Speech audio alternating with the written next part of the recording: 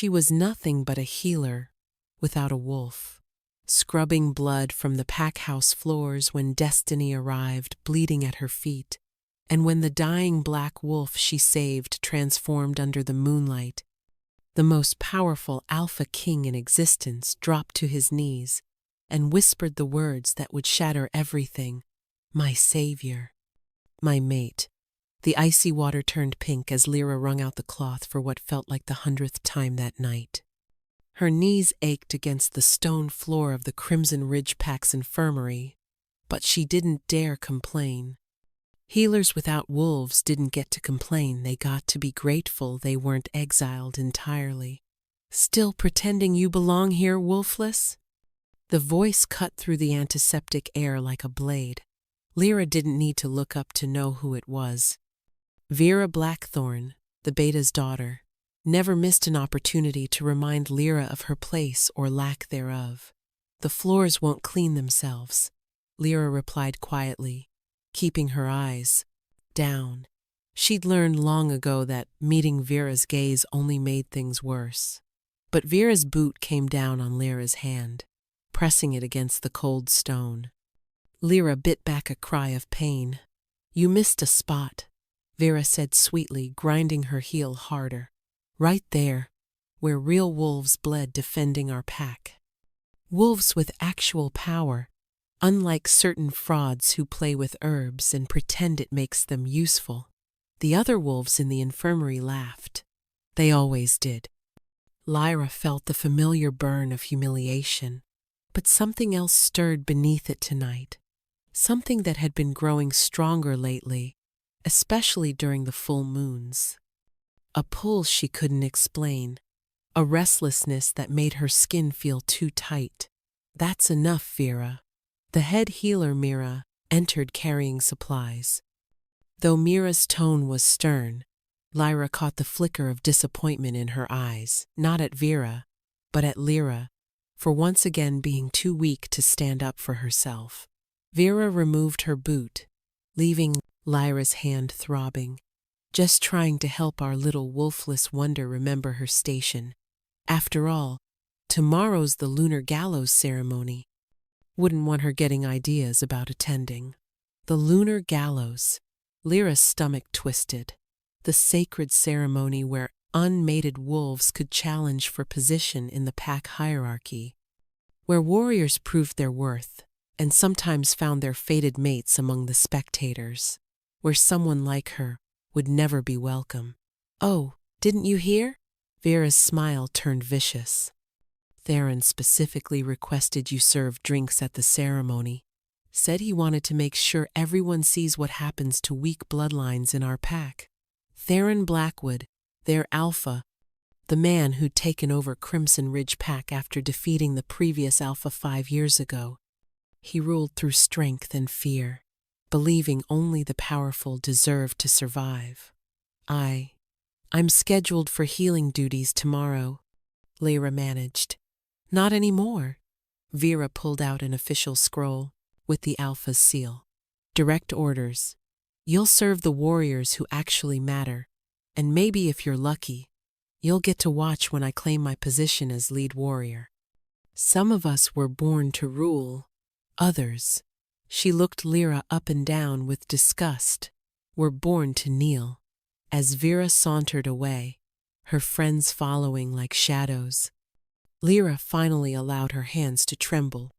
She looked at the bruise already forming on her skin and wondered, not for the first time, why the moon goddess had cursed her to be born into a wolf pack without a wolf. Lyra, Mira said softly, perhaps you should go. It's nearly midnight, and you'll need rest for tomorrow. Rest. As if she could rest, knowing tomorrow she'd be paraded around like a failure, serving drinks to wolves who saw her as nothing more than a cautionary tale. But as Lyra gathered her supplies and headed for the door, that strange pulling sensation intensified. It felt like something calling to her from beyond the pack boundaries, from the dark forests that bordered their territory. She paused at the infirmary's exit, looking toward the tree line. The full moon hung heavy above the woods, and for just a moment she could have sworn she heard howling, but not from their pack. This sound was different, deeper, more primal, and filled with such pain that it made her healer's instincts scream. "Go home," the rational part of her mind insisted. "You're imagining things because you're upset." But her feet were already moving toward the forest, that inexplicable pull growing stronger with each step. The moonlight seemed to create a path through the trees, beckoning her forward. That's when she heard it clearly, a sound that made her blood run cold. The growl that erupted from the darkness wasn't just wounded, it was dying, and something deep in Lyra's bones recognized it as important. Though she couldn't say why, her hands started glowing with pale light she'd never possessed before. Every instinct screamed at her to run. A wounded wolf was dangerous, especially one that didn't belong to their pack. But Lyra's healer nature overrode her fear. She couldn't ignore suffering, even if it meant risking her own life. She pushed through the underbrush, following the pain sounds deeper into the forest. The moonlight filtered through the canopy, creating shifting patterns. And then she saw it. The wolf was massive, larger than any she'd ever seen, even larger than Alpha Theron in his shifted form. Its fur was pure black, so dark it seemed to absorb the moonlight rather than reflect it. Blood matted its side, spreading in a pool beneath its body. 3 arrows protruded from its flesh, and claw marks raked across its flank, but it was the wolf's eyes that stopped Lyra cold. They held an intelligence that seemed almost ancient, a depth of knowing that went beyond animal or human. The wolf's lips pulled back, revealing fangs the size of daggers, and it growled weakly. "I'm not here to hurt you," Lyra whispered, raising her hands slowly. "I'm a healer. Please, let me help."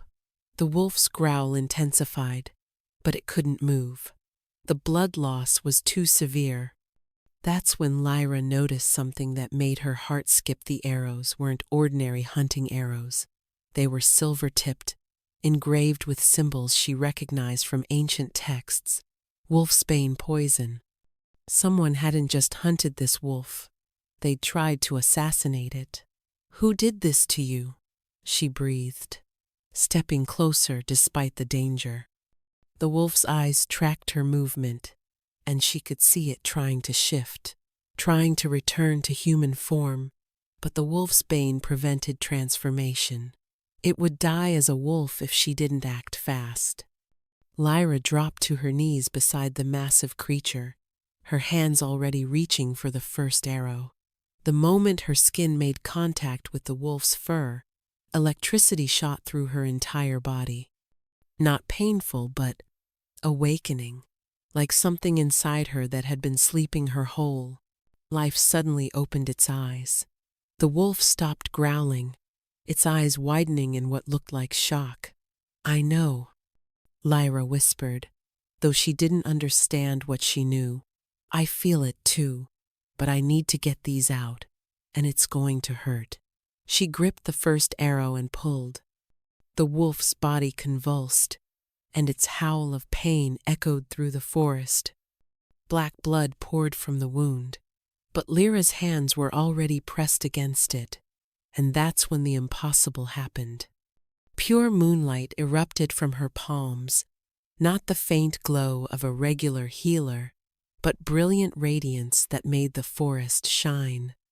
The light sank into the wolf's flesh, and she watched in amazement as the wound began to close. "How am I doing this?" she gasped. She'd never had power like this. She'd never had any real power at all. The wolf whimpered, and she realized she couldn't stop now. The second arrow came out easier, and again her hands blazed with healing light. But it was the third arrow, the one closest to the wolf's heart, that changed everything.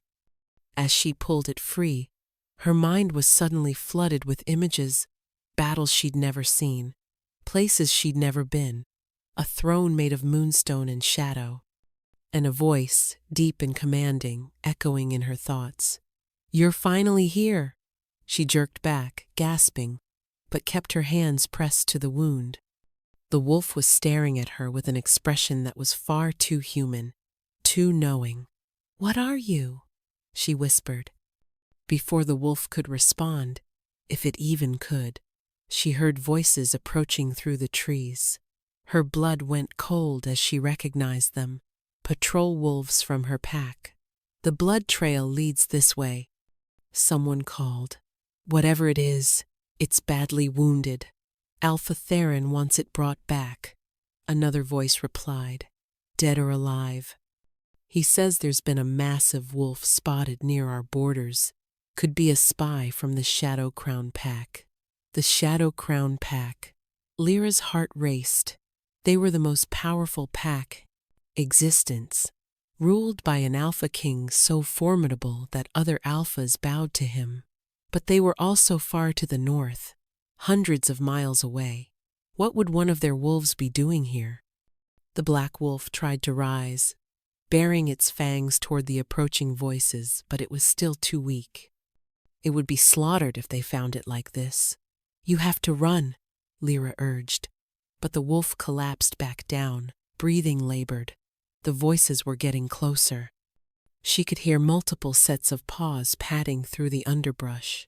In moments, they'd be discovered. That's when the wolf did something that shocked her. It pressed its massive head against her hand and whined, a sound so vulnerable and trusting that it broke her heart. It was asking for her help. This magnificent, powerful creature was putting its life in her hands. "I won't let them hurt you," she promised, and she meant it. Standing up, she did the only thing she could think of. She started singing. It was an old healer's lullaby her grandmother had taught her before she died, back when Lyra still had hope that her wolf would emerge. The melody was haunting, designed to calm injured wolves. But as her voice rose through the trees, something else happened. The moonlight around them began to shift and dance, creating a barrier of mist. The black wolf's form became hazy, almost invisible, hidden within the supernatural fog. "What's that sound?" One of the patrol wolves called out, confusion in his voice. "I don't. I feel strange," another replied. Sleepy, Lyra kept singing, pouring every ounce of her will into the song, and one by one, she heard the patrol wolves collapse, overcome by the lullaby's power. When she finally stopped, the forest was silent, except for the black wolf's breathing. But the effort had cost her. She swayed on her feet, exhaustion crashing over her like a wave. The healing light in her hands flickered and began to fade. "No!" she gasped, falling back to her knees beside the prapor. "Wolf, not yet. You're not fully healed." The wolf's eyes met hers, and in them she saw something that made her breath catch gratitude. Yes, but also recognition. As if it had been searching for her as much as she'd unknowingly been searching for it. With the last of her strength, she pressed both hands to the final wound, pouring everything she had into healing this mysterious creature. The moonlight blazed one final time, so bright she had to close her eyes. When she opened them again, the wolf was beginning to shift. The bones cracked and reformed while moonlight writhed around the shifting form. And when the transformation ended, Lyra found herself staring at the most devastatingly beautiful man she'd ever seen. But it was the intricate crown tattoo covering his entire back, pulsing with actual power, that made her realize she'd just saved the Alpha King himself. He lay on the forest floor, unconscious but breathing steadily. His body was perfect, not just attractive, but literally flawless, as if carved from marble by the moon goddess herself. Dark hair fell across his face, and even in sleep, power radiated from him in waves that made the air itself feel charged. But Lyra barely had time to process what she was seeing before she heard more voices, lots of them, approaching from the opposite direction of her pack's territory. "Find him!" a commanding voice roared. "The king's blood trail ends here." King! They'd called him king. Lyra's hands shook as she grabbed the torn remains of her cloak, draping it over the unconscious man's form. She had to hide him, had to protect him until… Well, what do we have here? She spun around to find herself surrounded by massive wolves, all bearing the distinctive midnight blue markings of the Shadow Crown pack. But these shifted back to human form, and she found herself facing a group of the most intimidating warriors she'd ever seen. The one who'd spoken stepped forward, a scarred man with calculating eyes, a little healer playing with forces beyond her understanding. "Where is he, girl? Where is our king?" "I don't know what you're talking about," Lyra said, trying to keep her voice steady, even as she positioned herself protectively in front of the unconscious Alpha King. The scarred man laughed coldly. "You think we can't smell him? Can't feel his presence? Move aside or I'll…" "You'll what, Matthias?" The voice was weak but commanding, and everyone froze. Behind Lyra, the Alpha King had awakened. He rose slowly, the cloak falling away to reveal his magnificent form, and even barely conscious. His presence made everyone, including his own warriors, take a step back. "Your Majesty!" Matthias immediately dropped to one knee, and all the other warriors followed. "We've been searching for you. The assassination attempt failed, obviously," the king said dryly, his eyes intense and penetrating, fixed on Lyra. "Thanks to her." "Her?" Matthias looked at Lyra with disbelief. This wolfless healer, but how could she… Wolfless? The king's expression darkened. He moved closer to Lyra, each step predatory and graceful despite his recent injuries. "Is that what they told you? That you have no wolf?" I don't," Lyra stammered, overwhelmed by his proximity. He smelled like pine forests and winter storms, like power itself. "I've never shifted. Never." He reached out and touched her face, and the moment his skin met hers, that same electricity from before shot through them both. But this time, she heard it, a voice inside her mind, primal and ancient, howling in recognition. "Mate, mate, mate." The king's eyes widened, and she knew he heard it too. "They bound your wolf," he breathed, fury and awe mixing in his voice. "Someone actually dared to bind your wolf." "What?" Lyra's legs felt weak. That can't be." "Your Majesty," Matthias interrupted urgently. "We need to get you back to safety. The Poison Fang Alliance is still…" Silence. The king didn't look away from Lyra. "Tell me your name." "Lyra," she whispered. "Lyra Silverwood." Something flashed in his eyes. Recognition? Rage? Silverwood. Of course. The last of the Moon Healer's bloodline, hidden away in this backwater pack. He turned to Matthias. "Do you know what they've done? They've bound a Moon Healer's wolf. They've kept her as a servant." A howl cut through the night, Alpha Theron's summoning call. All pack members were required to respond immediately or face punishment. "I have to go," Lyra said, panic rising. "If I don't respond, you're not going anywhere," the king growled. "You're coming with me." "I can't. My pack." "The pack that's abused you? That's hidden your true nature?" His voice was rising with each word, power crackling around him. "They're not your pack, they're your captors." More howls joined the first. The patrol wolves she'd enchanted must have awakened and reported back.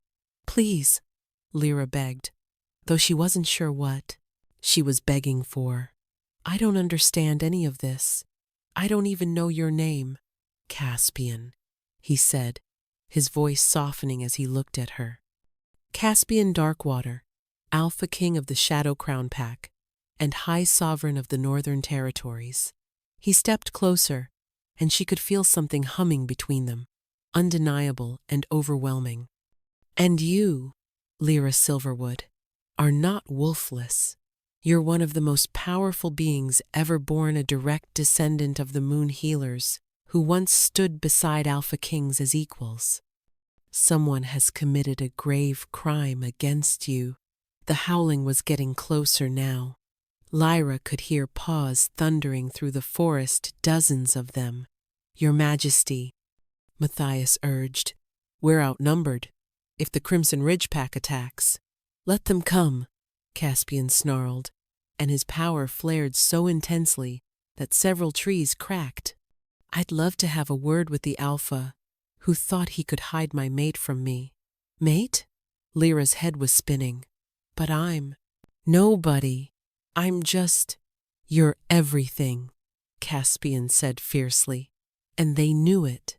That's why they bound your wolf when you were a child. That's why they've kept you weak and beaten down. They were hiding you. The first wolves burst through the trees, Vera leading them, her gray wolf form snarling. But the moment she saw Caspian standing there, radiating power like a god of war, she skidded to a halt, her snarl turning into a whimper. More wolves emerged, surrounding them, but none dared to attack. They could all feel what he was, an apex predator that could destroy them all without breaking a sweat. Then Alpha Theron himself appeared, his massive brown wolf form pushing through his warriors. He shifted back to human form, his face purple with rage. You dare trespass on Crimson Ridge territory? He growled at Caspian, but then his eyes fell on Lyra, standing close to the Alpha King, and his expression turned calculating. Ah, I see. The little healer has been spreading her legs, for he never finished the sentence. Caspian moved so fast he was a blur, his hand wrapping around Theron's throat and lifting him off the ground. Finish that sentence, Caspian said quietly, dangerously. I dare you. But as Theron choked in his grip, more wolves poured into the clearing, hundreds of them, from multiple packs. Lyra recognized the symbols on their fur, the Poison Fang Alliance, the same ones who'd tried to assassinate Caspian. They'd walked right into a trap. Did you really think we'd let you leave alive, Alpha King? The voice belonged to a woman emerging from the shadows, Ravenna Poisonfang herself, the most notorious pack traitor in history. And the moment Lyra saw the ancient collar in her hands, she understood. They hadn't just come to kill Caspian, they'd come to enslave him. Caspian dropped Theron, who crumpled to the ground, gasping. The Alpha King's entire body tensed as he faced this new threat, his warriors forming a protective circle despite being vastly outnumbered. Ravenna, Caspian's voice was deadly calm. Still playing with forbidden magic, I see. The woman was hauntingly beautiful in a poisonous way, white hair that seemed to leach color from everything around her, and eyes like pale venom. She held the collar up, and Lyra could see the ancient runes carved into the metal, pulsing with dark energy. A subjugation collar, Ravenna purred. Haven't seen one in centuries, have you?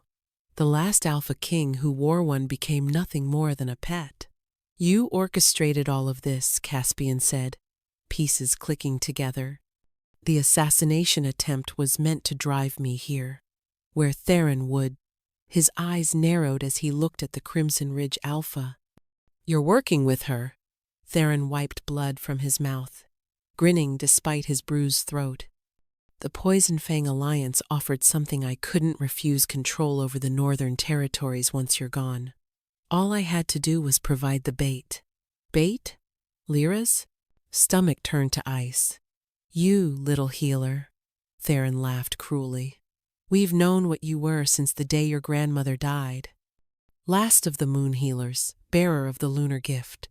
Ravenna's spies confirmed you were Caspian's destined mate years ago. We just had to keep you broken and wait for the right moment. The betrayal hit Lyra like a physical blow. You knew? All this time, you knew I had a wolf? Of course we knew. Your grandmother begged me to protect you before she died, told me everything. Your bloodline, your power, the prophecy about the moon healer who would stand beside the Shadow King. Theron's smile was vicious. So I bound your wolf with black magic when you were 5 years old. You were unconscious for weeks. We told everyone you had a fever. You never remembered. Lyra felt something crack inside her chest. The years of humiliation, of being called wolfless, of scrubbing floors while others pitied or mocked her, it had all been a lie. A deliberate, calculated lie. You're monsters, she whispered. We're survivors, Ravenna corrected. The age of Alpha Kings is ending. Bring him to me.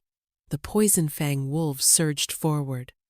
Caspian's warriors fought valiantly, but they were outnumbered 20-1. Caspian himself was a force of nature, every strike devastating, every movement lethal. Bodies flew through the air as he defended himself, but even he couldn't fight off hundreds. That's when Lyra felt it, that same healing light from before, but now it was rage-fueled, burning through her veins like molten starlight. Stop, she said quietly. No one heard her over the battle. Stop, she said louder, and the light began to leak from her skin. Still, the fighting continued. She watched Matthias take a devastating blow, saw Caspian bleeding from multiple wounds. As more and more enemies pressed in, they were going to lose. They were going to collar him, enslave him, and it would be because of her, because she'd been the bait in a trap years in the making. I said stop. The scream that tore from Lyra's throat wasn't entirely human. It was accompanied by an explosion of pure moonlight, so intense that everyone, friend and foe alike, was blown backward. The light formed a dome around her, pulsing with raw power.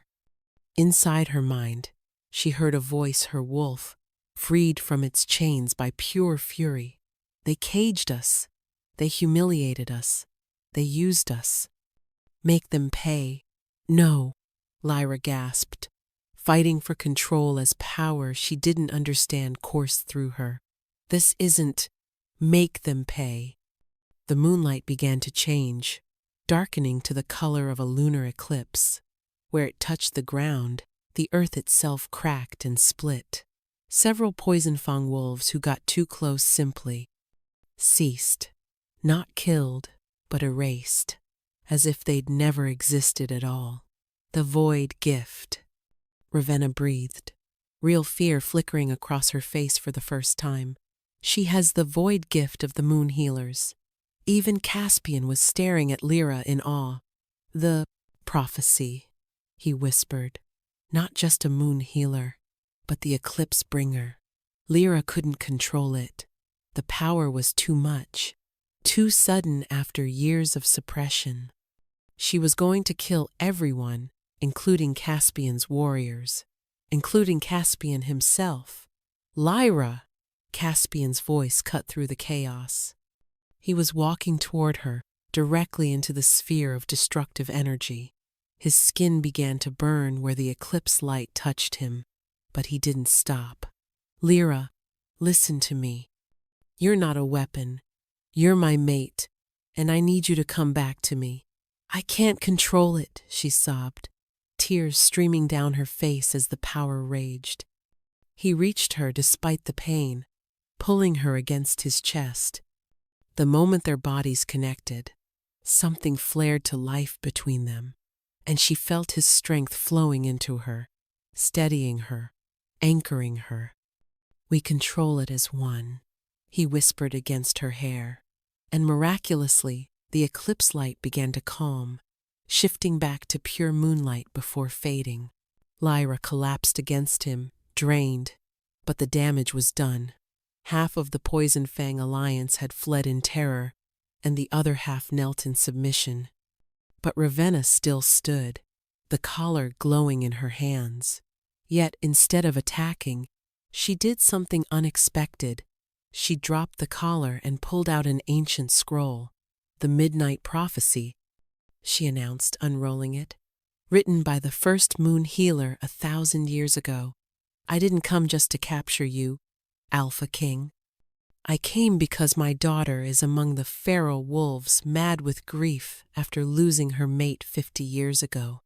The prophecy speaks of an eclipse bringer who can cure the feral curse, the curse that turns wolves feral if they lose their mates," Caspian explained to Lyra, his arms tightening around her. "Thousands of wolves in exile, unable to die, unable to heal. Cure my daughter," Ravenna said, her composure finally cracking, "and the Poison Fang Alliance will serve you. Continue to fight us, and we'll wage war until the continent burns." Before Lyra could respond, another voice cut through the tension, young, terrified, and familiar. "Lyra? Lyra, help!" The scream belonged to Iris, the only person in Crimson Ridge who'd ever shown Lyra genuine kindness. And when the young Omega was dragged into the clearing with a knife to her throat, Lyra realized with sickening clarity that everyone she'd ever cared about had just become leverage against her. "No." Lyra tried to lunge forward, but Caspian held her back. The one holding Iris was Vera, her face twisted with jealous rage. "Look at you," she spat at Lyra. "Hours ago you were nothing, and now you think you're some prophesied savior?" "Vera, please," Lyra begged. "Iris has nothing to do with this. She's been sneaking you food for years, treating you like you mattered." Vera's knife pressed harder against Iris's throat, drawing a thin line of blood. "Well, let's see if you matter enough to save her." "That's enough," Theron commanded, finally standing despite his injuries. "The girl belongs to my pack. She cannot leave without my permission until she's 25 or formally rejected by the pack.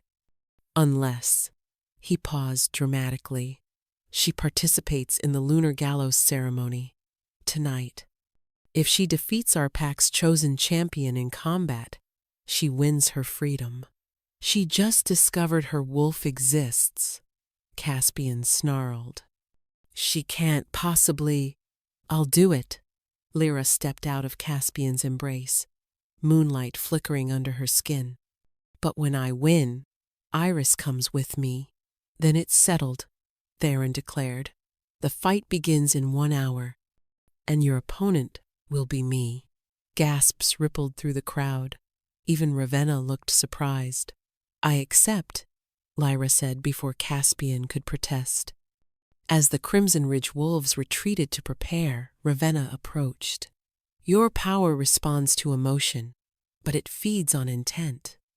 Decide what you're fighting for, revenge or freedom." Then she melted back into the shadows with her forces. "You have an hour," Caspian said, his voice strained. "Let us help you prepare." "Can you teach me to shift?" Lyra asked. "I can do better than that," a new voice said. They all turned to see an elderly woman emerging from the forest, her hair silver white and her eyes the exact same shade as Lyra's. "Grandmother?" Lyra breathed. "No, that's not possible. You died." "You were at a funeral," the woman corrected, "but not mine. I'm Seraphina Silverwood, and I've been waiting 18 years for your wolf to break free. I had to hide, to wait until you were strong enough, until your mate found you." She looked at Caspian with approval. "The Shadow King and the Eclipse Bringer, as prophesied. I have so many questions. After you survive." Seraphina raised her hand, and moonlight condensed around them. "Your wolf isn't just any wolf, granddaughter. She's a moon wolf, the last of her kind, and she's very angry. The training that followed was intense, but necessary, and an hour later, Lyra understood her true nature." The ceremonial grounds of the Lunar Gallows looked like an amphitheater of nightmares. Hundreds of wolves, surrounding a blood-stained circle, and at the center stood Theron, already shifted into his massive brown wolf. But it was Lyra's entrance that made everyone gasp. She walked in still human, moonlight trailing from her footsteps. "Where's your wolf, little healer?" Theron's voice echoed through the pack link. "Too scared to shift?"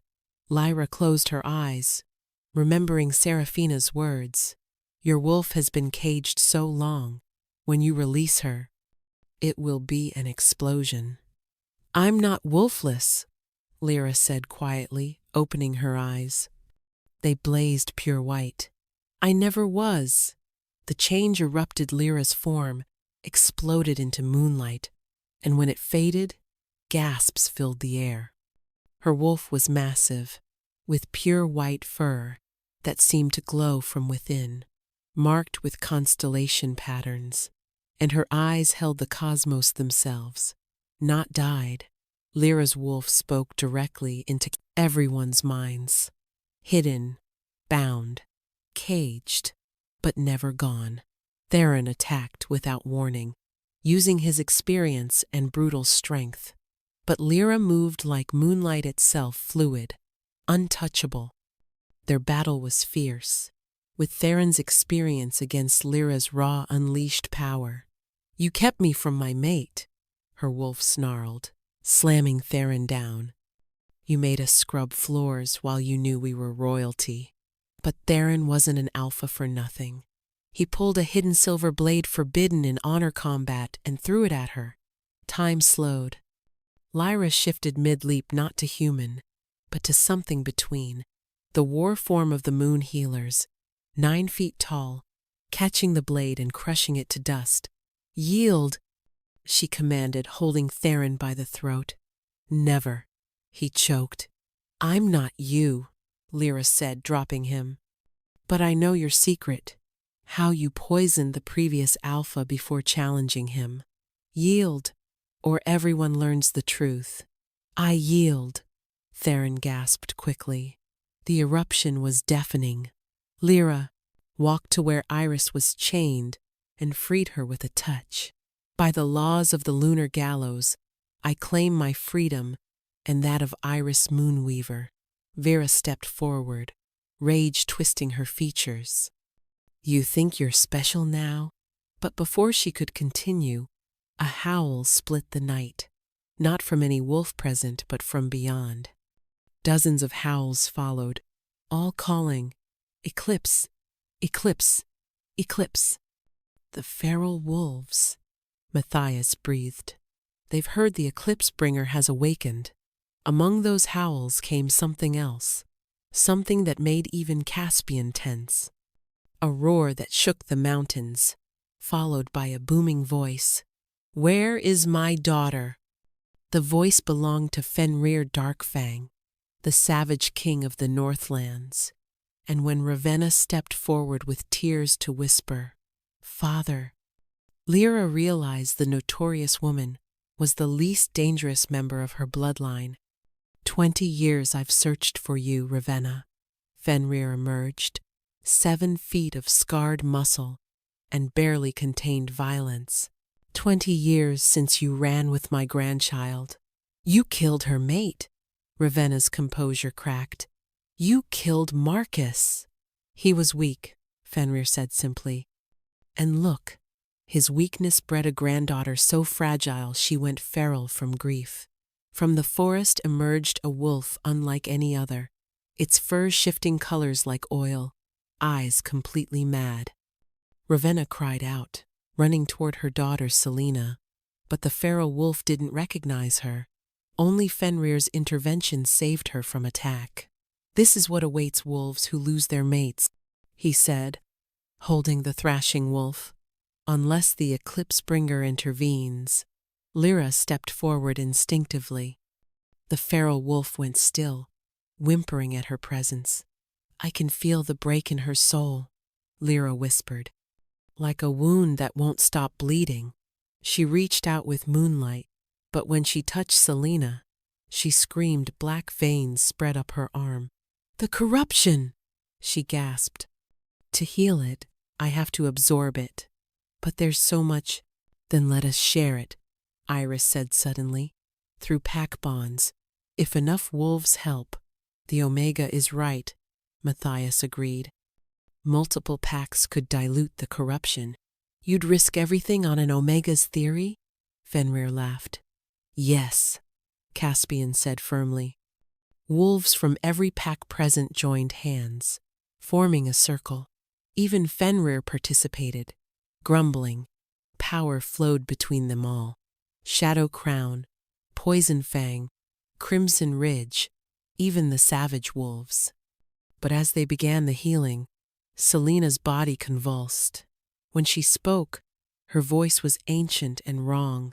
The eclipse rises. 7 fragments of creation exist, 7 pieces of the moon goddess's own heart, scattered when the first eclipse bringer fell to darkness. Gather them before the convergence in 3 moons, or the devourer awakens. The message delivered. Selena collapsed. But when she opened her eyes again, they were clear.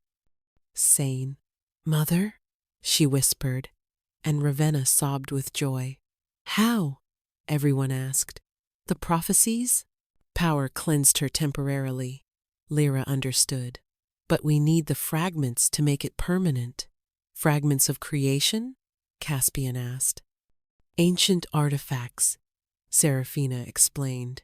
Each holds part of the moon goddess's power. Legend says an eclipse bringer who gathers all 7 can reshape reality itself or destroy it.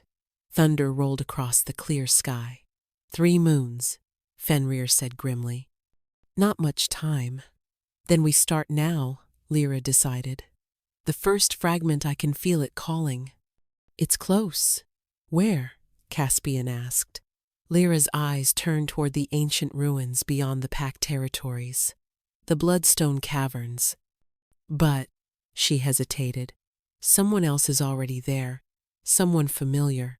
The Bloodstone Caverns should have been 3 days away, but space itself seemed to bend, pulling them forward until they arrived in mere hours, and standing at the entrance was someone who shouldn't exist. Hello, sister, the woman said, and Lyra's world shattered. Standing before her was her twin, Arya, who had supposedly died at birth. You held a body, Arya explained, seeing Seraphina's shock. A changeling. The Shadow Council stole me, raised me in secret, trained me to be a weapon. They told me every day that my twin lived in luxury while I suffered. She stepped forward, and Lyra could feel it, an identical power humming in Arya's veins. They lied to both of us, Lyra said. I scrubbed floors believing I was wolfless. While I was tortured, Arya snarled. Experimented on. But here's the truth, I don't want to fight you, Lyra. I want us to work side by side. We're 2 halves of the same whole. Twin eclipse bringers, Seraphina breathed. The prophecy spoke of this. When the divided moon becomes whole, the choice of creation or destruction rests in unified hands. The Shadow Council is already dead, Arya said casually. I killed them all when I escaped. The revelation hung heavy, but no one mourned the corrupt council. Then let's work as one, Lyra offered her hand. Arya looked at it for a long moment, then clasped it. The moment their hands touched, power erupted, not destructive, but harmonizing. They were indeed 2 halves of a greater whole. The first fragment, Arya said. I've been guarding it, waiting for you. It's inside the cavern, but it requires both of us to claim it safely. Together, the twins entered the Bloodstone Caverns, their combined light illuminating ancient murals, depicting the first eclipse bringer's fall and the fragment's creation. At the center lay a crystal pulsing with pure creative force, the fragment of hope. Together? Lyra asked. As we should have been from the start, Arya agreed.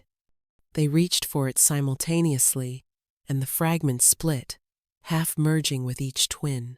Power flowed through them, but balanced between two souls, it remained controlled. One down, Arya said, her eyes now flickering with starlight. 6 to go. The second fragment's location came through a vision shared between the twins, the whispering woods, where madness and wisdom were one. But when they arrived, they found the forest under attack by corrupted wolves, bearing the mark of the devourer. Hollow ones, Fenrir growled, wolves who gave themselves to the devourer willingly. They're soulless now, just hunger and void. The hollow ones attacked without warning, their forms seeming to eat light itself. The battle was fierce, with even Caspian struggling against their unnatural nature. But Lyra and Arya, working in perfect synchronization, began to turn the tide. Where Lyra's light touched, Arya's identical power reinforced it. They moved like dancers, covering each other's weaknesses. There! Iris pointed deeper into the woods. I can sense something, a presence that's both mad and wise. They fought their way forward until they reached a clearing where an ancient woman sat. Her hair white as bone, her eyes swirling with rainbow colors. The oracle of madness, she laughed. Or wisdom. I forget which. I've been guarding this fragment for so long. I've become it. She held up the second fragment, a sphere that constantly shifted between order and chaos. To claim it, she said, answer this. What is the difference between creation and destruction? There is none, the twins said in unison. They're the same force viewed from different perspectives. The oracle smiled. You understand. The fragment is yours. But know this 5 remain, and others seek them. The devourer has awakened its greatest servant. Who? Caspian demanded. The first eclipse bringer, the oracle whispered before fading away. The one who became the devourer itself. It remembers what it was, and wants to be whole again. The fragment of wisdom, madness split between the twins, and with it came knowledge locations of the remaining fragments, but also a terrible truth. The final fragment, Arya said, her face pale. It's not hidden in a place. It's hidden in a person, Lyra finished. Someone, we know. They looked around their group, suspicion and fear growing. 3 moons, Iris said quietly, and when everyone looked at her, she touched her chest. I can feel it. It's been inside me all along. The fragment of innocence. That's why I never manifested as a strong wolf. The fragment suppressed my nature to hide itself. Then we protect you, Caspian declared. Your pack now, permanently. But even as they made this vow, thunder rolled closer, and in the distance, they could see darkness spreading across the land like a plague. The devourer was stirring, and time was running out faster than they'd thought. The third fragment called from the sanctuary of last light, but when they arrived, they found it already claimed by Lysander Silverwood, Lyra and Arya's grandfather, who should have been dead for 50 years. My beautiful granddaughters, he said, his eyes black with corruption but his smile genuine. I've been waiting in the void between life and death, sustained by the devourer's power. It sent me to make you an offer. You're not our grandfather, Arya said coldly. You're a puppet. I am both, Lysander replied sadly. I remember loving your grandmother, remember fighting the devourer, and losing. But I also remember 50 years of torment that broke me. The fragment of despair I carry has shown me the truth all struggles end in failure. Better to accept the end peacefully. He held up the fragment, dark as night and cold as the void. Join the devourer willingly, he offered. It will preserve your essence forever. You'll never suffer, never fail, never lose each other again. never live either, Lyra countered. Is that so bad? Lysander asked. Look at your path gathering fragments that will either corrupt you or force you to make an impossible choice. Every eclipse bringer before you has failed. Why would you be different? Because there are two of us, Arya said firmly. We balance each other. Because we're not alone, Lyra added, looking at her pack, her mate, her friends. Every other eclipse bringer tried to bear the burden solo. We won't make that mistake. Lysander's expression grew sad. Then I must take the fragments you carry by force. The Devourer commands it. The battle was devastating. Lysander wielded despair like a weapon, making warriors collapse under the weight of their own hopelessness. Even Caspian struggled as the fragment attacked his spirit rather than his body. But Iris' small, overlooked iris began to glow with soft golden light. The fragment of innocence, she said, her voice carrying new power. It's the opposite of despair. Hope was never the true counter innocence is. The belief that things can be good, despite evidence to the contrary. Her light pushed back Lysander's darkness, and in that moment of balance, the twins struck. Not with violence, but with memory projecting images of who Lysander had been before corruption, the love he'd shared with Seraphina, the hope he'd once carried. Remember who you were, they said together. Lysander screamed as the fragment of despair was torn from him, splitting between the twins. But without it sustaining him, his form began to fade. Thank you, he whispered, reaching for Seraphina one last time. Protect them, my love. The Devourer. It's not evil. It's just hungry and alone. So terribly alone. He dissolved into starlight, finally at peace. 3 fragments each, Arya counted, plus Iris's hidden one. That's 7 total. But before they could celebrate, the ground shook violently. Cracks appeared in reality itself, not in the earth, but in the air like broken glass. Through those cracks, they could see it, the Devourer. Not a creature, but a living void, an emptiness that had once been the first eclipse bringer, corrupted beyond recognition by holding all 7 fragments alone. Come, its voice echoed across dimensions. Complete the cycle. Become what you were meant to be. The convergence, Seraphina gasped. It's not in 3 moons, it's now. The fragments gathering has triggered it. Reality began to collapse as the convergence started, dimensions folding into each other, and through the chaos came an army of hollow ones, led by something that made everyone freeze. It was Theron, but transformed. His body merged with void energy, more powerful than ever. Did you think yielding meant I was defeated? He laughed, his voice echoing with the Devourer's power. I volunteered to become its herald.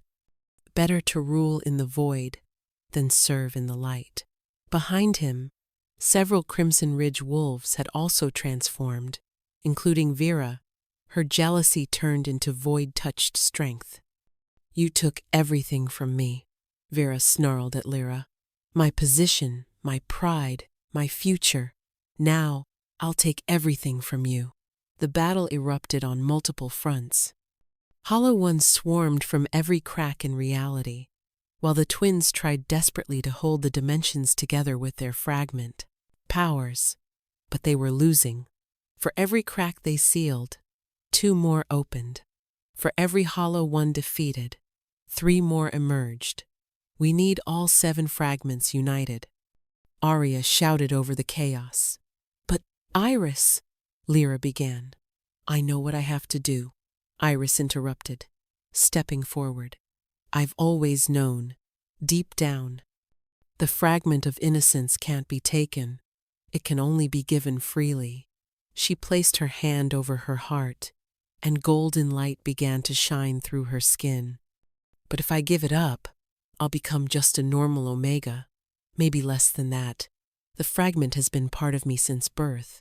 Iris, no, Lyra pleaded. It's my choice, Iris said firmly. My sacrifice. Let me save everyone for once, instead of being saved. She pulled the fragment from her chest, a sphere of pure golden light that made everyone weep just to look at it. The moment it left her, Iris collapsed, her body growing cold. No! Lyra caught her, pouring healing light into the Omega, but Iris was fading. That's when something unexpected happened. Vera, corrupted and void-touched, suddenly screamed and charged not at Lyra, but at the other hollow ones. She saved me once, Vera cried, tears streaming down her corrupted face. When we were children, before I became cruel, she shared her food when I had none. I forgot kindness, but I remember it now. Her void-touched power turned on her own allies, creating chaos in their ranks. The distraction gave Caspian and the others the opening they needed. The fragment. Arya grabbed the innocence fragment, but instead of absorbing it herself, she did something unexpected. She pushed it into Lyra. You were always the creator between us. Take the fourth. I'll hold with three. The moment the fourth fragment entered Lyra, her power exploded outward. She became light itself, healing Iris with one hand while holding reality together with the other. But the devourer wasn't waiting. It pushed through the largest crack, its void form solidifying into something horrific, a massive wolf made of emptiness, with eyes that had seen the birth and death of universes. Eclipse bringers. It spoke directly into their minds. I was like you once, full of hope, full of purpose. But the fragments showed me the truth: everything ends. Creation only delays the inevitable. Join me in accepting the final piece. You're wrong, Lyra said, standing tall despite her exhaustion. Endings aren't final. They're transformations. Every end is a new beginning, Arya added, moving to stand beside her sister. Prove it, the devourer challenged. Show me one thing worth preserving in this flawed existence. The twins looked at each other, then at their pack, at Caspian's unwavering love, at Iris's sacrifice, at Vera's redemption, at Ravenna protecting her daughter, at Fenrir standing with former enemies, at Seraphina's endless hope. This, they said in unison, connection, choice, the ability to change. They reached for each other's hands, and their Cladius Pretus fragments resonated 7 between them, perfectly balanced. The power that flowed wasn't creation or destruction, but transformation. We offer you a choice, Lyra said to the devourer. Stop trying to end everything. Instead, let us transform you back to who you were, before the fragments corrupted you. Impossible. I am too far gone. Nothing is too far gone, Arya insisted. That's what family taught us. Together, the twins reached out with their combined power, not to fight the devourer, but to embrace it. Their light touched its void, and for the first time in millennia, the devourer remembered what it was like to feel something other than hunger. The transformation was agonizing for everyone involved. The twins poured their fragment power into the devourer, while their pack channeled their strength through the bonds. And in that moment of unity, something unprecedented happened. The devourer began to remember its name. Eclipse, it whispered, its void form starting to power, solidify. My name was Eclipse. I was the first eclipse bringer, and I had a family once. As memories returned, the monstrous void wolf began to shrink, becoming more solid, more real. The hunger that had defined it for millennia began to fade, replaced by something else: regret.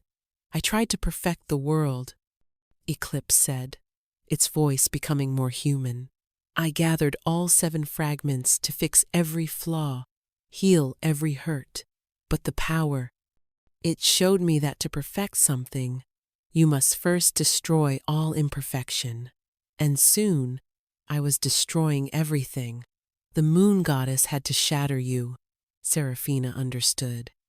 Turn you into the devourer to prevent you from unmaking existence. But you also shattered the fragments, Eclipse continued, now wolf-sized, its void form gaining color silver and black, like the twins' power combined. Scattered them so no one could repeat my mistake. Except we're not you, Lyra said firmly. We're not trying to perfect anything. We're trying to preserve it, Arya added, flaws and all. Eclipse looked at them with eyes that were no longer void but filled with stars. You would keep a flawed world? A flawed world where people can choose to be better? Caspian interjected. Is worth more than a perfect world where choice doesn't exist. Even I chose, Vera said weakly from where she lay, the void corruption leaving her body. I chose to remember kindness. Eclipse studied them all, this messy, imperfect pack of former enemies now united. Then perhaps I can choose too.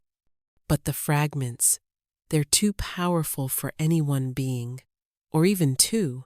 Then we share them, Iris suggested, finally standing with help from Lyra's healing. Not just between the twins, but among all of us.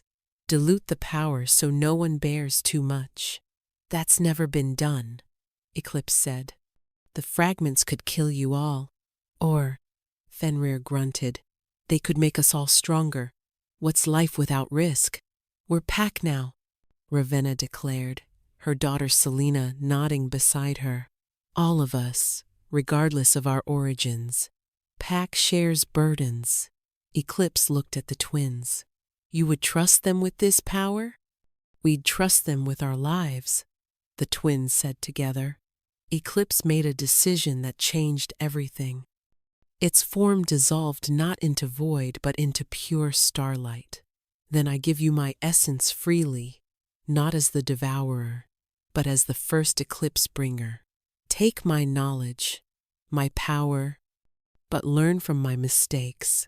The starlight divided into motes that touched every wolf present: Caspian, Iris, Vera, Ravenna, Selena, Fenrir, Matthias, even some former hollow ones who'd regained their souls. Each received a tiny fragment of the original power, not enough to corrupt, but enough to change them.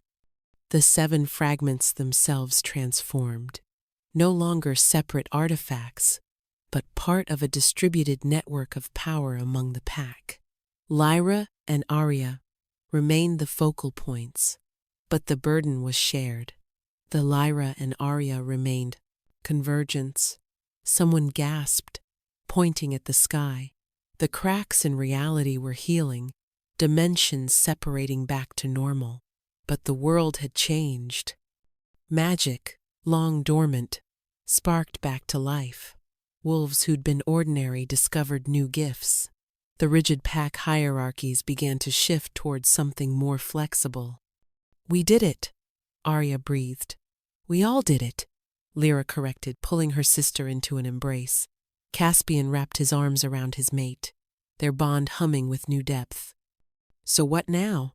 Now, Seraphina said with a smile, we rebuild, not just the packs, but the entire system. No more hiding eclipse bringers. No more binding wolves' true nature. No more rigid hierarchies based solely on strength. A new world, Iris said softly. One where even omegas matter, where former enemies can become family, Ravenna added, looking at her father. Fenrir huffed but smiled slightly. Don't push it, but perhaps the savage lands could use some civilization, and the civilized lands could use some savagery. Vera approached Lyra hesitantly. I'm sorry. For everything.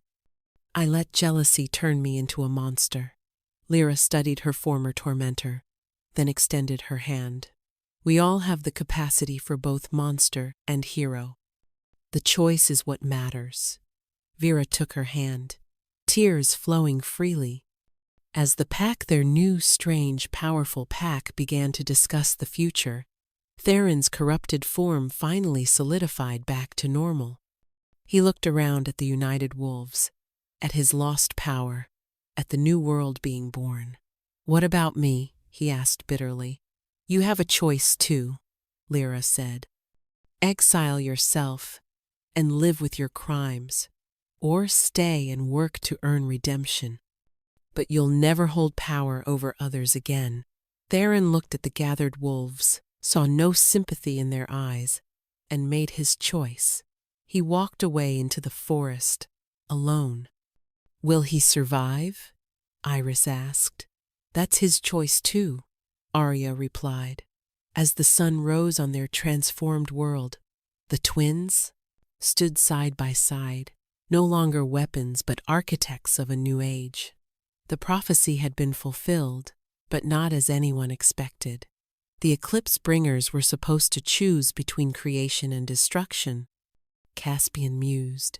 "We chose transformation instead," Lyra said, leaning into his embrace. "And connection," Arya added, surrounded by their unlikely pack. In the distance, where reality had cracked, new paths appeared, roads to realms previously hidden, opportunities for exploration and growth. The world had become larger, stranger, more wonderful. 7 fragments shared among many, Seraphina said, looking at her transformed pack with pride. "The power preserved but the burden distributed. You've done what no previous generation could. You've broken the cycle." "No," Lyra corrected gently. "We've transformed it into something better." A howl rose from someone in the pack, joyful, free, celebrating. Others joined in, their voices mixing in harmony rather than dominance. Even Iris howled, her omega voice no longer weak but part of the greater song. And in that moment, in that choice to sing together rather than alone, the new world truly began. But the story wasn't over. In the shadows between realms, something stirred, not evil, not hungry, but curious. The transformation of the devourer had awakened things long sleeping, and change, once started, has a way of spreading. "Next time," Arya said, sensing the same thing her twin did, "we might face something that doesn't want transformation. Then we'll face it the same way we faced this," Lyra replied. "Side by side." "All of us," Caspian added, and the pack nodded as one. The eclipse bringers had risen, chosen, and transformed not just themselves but their entire world.